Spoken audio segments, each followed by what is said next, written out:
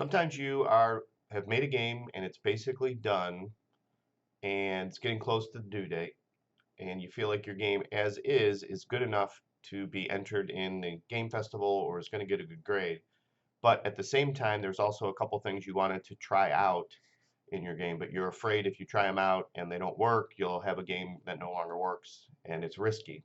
So let's talk about what you do in this case. So what you would do is you would go to your game and open it. So let's just say in my projects, this two-player chase, this is a game that I made for some students who were having an issue with some of the rules of their game. So I tried to like recreate it for them and then share this with them. So then I didn't want to lose the original game. Okay, so in any event, I want to do more to this game, but I want this version of the game to stay usable just in case I kind of break the game when I make the changes. So all you have to do in that case is start the publishing process.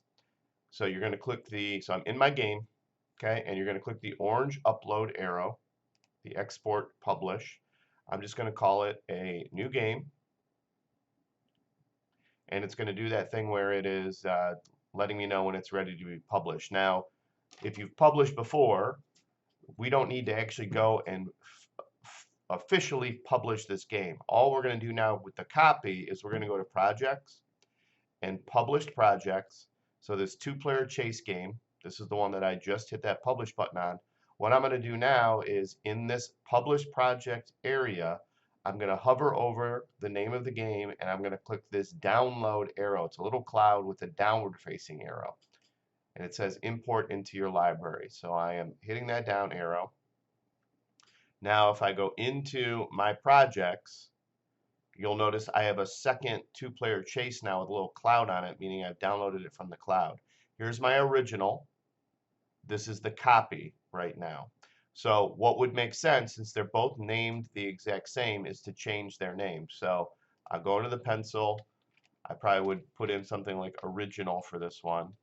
I'm just going to do ORIG, save time. And I might call this one like editing.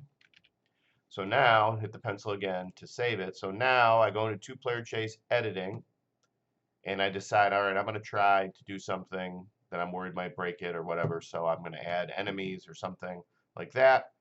And I end up doing something and it's completely messed up now. It's not working the way I want. I'm running out of time. I don't have time now to actually finish what I was doing. So now all you have to do is, if you don't have time to finish it, is go back to this original one, which you thought was good enough to turn in anyways, and this is the one that you would publish and turn in for the game. So you just have to make a copy of it basically by hitting the publish button and then renaming them so you keep it straight for yourself, and then you are risk-free in trying to do some things that maybe you were afraid to give a try because you thought you would mess it up. All right, good luck.